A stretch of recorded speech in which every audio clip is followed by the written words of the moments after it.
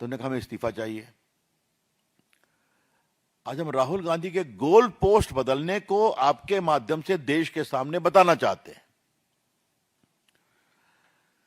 फिर आपको याद होगा कि जब चर्चा की बात आई तो सरकार ने, मोदी जी ने 2 बड़े काम किए। नीट पर एक बहुत ही कड़ा कानून लाया, फास्ट ट्रैक कोर्ट की व्यवस्था की गई और टाइम फ्रेम में ट्रायल होगा, और सजा को भी, और सिंडिकेट जो चलता है पेपर लीक का, उसको भी एड्रेस करने की कार्रवाई की गई। बस उसी पर एक बहस हुई। फिर उन्होंने नंदन निलेकनी की अगुवाई में एक बड़ा सा हाई पावर्ड कमेटी बनाई है एग्जाम रिफॉर्म, नीट रिफॉर्म को लेकर। ये सब चल रहा है, एकाएक धर्मेंद्र प्रधान इस्तीफा दें, दूसरी मांग ऐड कर दी गई। सरकार चर्चा को तैयार है, कहा नहीं, हमें धर्मेंद्र प्रधान का इस्तीफा चाहिए। ये चला, इसको बनाया गया। उन्होंने प्रधानमंत्री के सामने अपना इस्तीफा दिया। तीसरी बात देखिए, वो बार बार कहते थे कि गृह मंत्री दिल्ली में पुलिस कार्रवाई पर जवाब दें। देख रहे थे आप, रोज उनकी मांग थी, उन्हें चलने नहीं दिया सदन। तो कल आपने देखा होगा कि माननीय गृह मंत्री जी ने स्वयं मीडिया को आकर के कहा कि मैं 24 घंटे पूरी बहस सुनने को तैयार हूं और उनके सारे तर्कों का जवाब देने को तैयार हूं। पुलिस में जो घटना हुई, एक एक बिंदु पर जवाब दूंगा। आपने देखा होगा। फिर हमारे किरण रिजिजू जी ने बिजनेस एडवाइजरी कमेटी में इस विषय को उठाया, सदन में उठाया, बहस करने को तैयार हैं। माननीय स्पीकर साहब ने कहा आप बहस कराइए, तब उनके 2 शब्द विच आर फुलिश, मूर्खतापूर्ण कमेंट है, मैं उसको कोट करना चाहता हूं।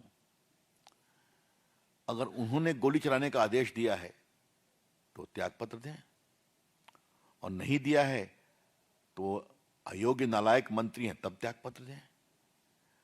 क्या राहुल गांधी, गवर्नेंस की आपको बेसिक समझदारी नहीं है क्या? कभी गृह मंत्री के आदेश से गोली चलती है क्या? क्या मतलब है इसका? इसका एक नॉर्म है, इसका एक प्रोटोकॉल है। जो वहां मैजिस्ट्रेट होते हैं, बाकी होते हैं, या पुलिस के डिप्टी कमिश्नर होते हैं, उनसे पूछकर कार्रवाई की जाती है। तो फिर आपने विषय उठा दिया। तो अमित शाह जी तैयार हैं, 24 घंटा बैठने को तैयार हैं, फिर भी उन्होंने कहा नहीं, हमें उनका इस्तीफा चाहिए। उनकी बहस सुन के क्या फायदा? तो जो वो सदन को 10 दिन से नहीं चलने दे रहे हैं, जब माननीय गृह मंत्री जी बहस के लिए तैयार हैं, तो कहते हैं उनकी बात को सुनना क्या? इसे क्या कहा जाए? राहुल गांधी, आपकी उद्दंडता से देश की राजनीति नहीं चलेगी।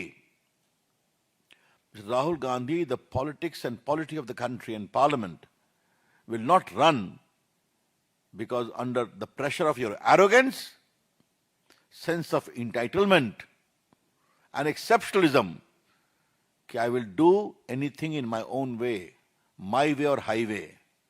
लोकतंत्र ऐसे नहीं चलता। इसीलिए आपकी पार्टी की यह हालत हो गई है, आगे और भी होगी।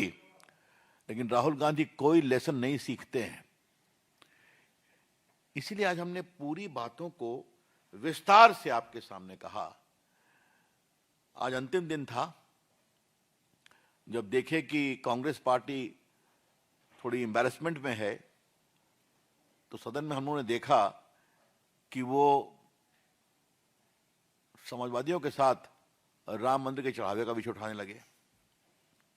मतलब क्या है? आप are you holding any position?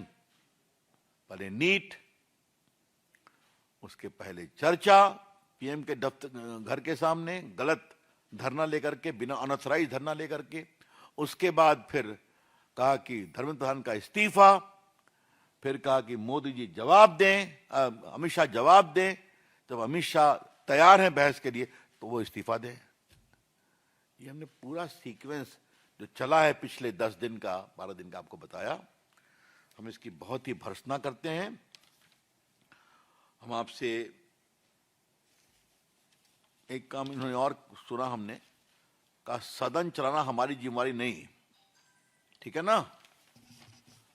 तो एक समय तो कहते हैं कि सदन जितना आपका है उतना हमारा भी है, हमारी बात सुनिए, आप जवाब दीजिए, यही तो परंपरा है।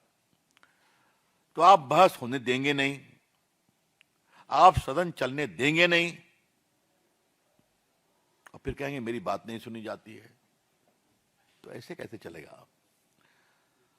तो बाकी मैं बैनर पोस्टर की बात तो करता ही नहीं, आप सभी जानते हैं वो क्या होता है। लेकिन एक बात मैं जरूर कहूंगा, देश को ये समझना पड़ेगा, राहुल गांधी गैर जिम्मेवार हैं, राहुल गांधी अपरिपक्व हैं, राहुल गांधी अनुशासनहीन हैं, राहुल गांधी उच्छृंखल हैं, राहुल गांधी अहंकारी हैं, जिनके अंदर राजनीतिक मर्यादा का कोई स्थान नहीं है। I would like to repeat that Mr. Rahul Gandhi is irresponsible. Rahul Gandhi is yet to mature as a leader in the politics of the country. Rahul Gandhi is delinquent, or Rahul Gandhi has a great sense of arrogance and entitlement and exceptionalism कि जो मैं कहूंगा वही होगा। और एक बात हमने पहले भी कही थी, सरकार में भी कहा है, कोई गोली नहीं चली है, कोई गोली नहीं चली है। अच्छा होता अमित शाह की बात सुनते तो जवाब पूरा दिया जाता। हम लोग भी बोलने के लिए आतुर थे। मैं तो आग्रह किया था थोड़ा सा युवराज के भाषण का जवाब मैं भी देना चाहूंगा माननीय गृह मंत्री के पहले, लेकिन हाउस चलने नहीं दिया। तो ये जो उनका फ्रस्ट्रेशन है वो उसको निकाल रहे हैं, ये बहुत दुर्भाग्यपूर्ण है। इसके हम बहुत ही भर्त्सना करते हैं। ये चिट्ठी आप लोग को मिली होगी जो माननीय गृह मंत्री जी ने लिखा था स्पीकर साहब को, हम आपके लिए इसको फिर पढ़ना चाहते हैं। आदरणीय अध्यक्ष जी, आपको भी थे कि माननीय संसदीय कार्य मंत्री किरण रिजिजू ने बिजनेस एडवाइजरी कमेटी में सरकार की ओर से संसद में नीट परीक्षा का छात्र आंदोलन पर चर्चा की सहमति दी थी। मैं यह भी उल्लेख करना चाहता हूं कि विपक्ष के आग्रह के पूर्व ही संसद के वर्तमान सत्र में रोकथाम के लिए संशोधन बिल आया है। मेरा अनुरोध है कि आप विपक्ष से चर्चा कर अपनी आपसी सहमति से आज जितने समय, जितने घंटे आप उचित समझें उतना समय आवंटित करने की कृपा करें। मैं निर्धारित समय के दौरान सदन में उपस्थित रहकर इस मुद्दे पर चर्चा में भाग लेना चाहता हूं और विपक्ष के सभी प्रश्नों का उत्तर देने को तैयार हूं। ये उनके बाकी मैंने रेलेवेंट वाक्य को पढ़ा है, फिर भी नहीं। तो माई वे और हाईवे, सदन हम नहीं चलने देंगे, सदन हमारी मर्जी से चलेगा और सदन में वही होगा जो हम चाहेंगे, भले जनता हमको वोट नहीं दे। राहुल गांधी की पूरी जो राजनीति है, सदन हमारी मर्जी से चलेगा, हम जैसा चाहेंगे वैसा करेंगे, सदन में हम बहस नहीं होने देंगे, भले ही जनता हमको वोट दे या न दे। ये एक कुल मिलाकर के मामला है। तो हमें लगा कि देश के सामने इस विषय को लाना चाहिए, तो हमने लाया।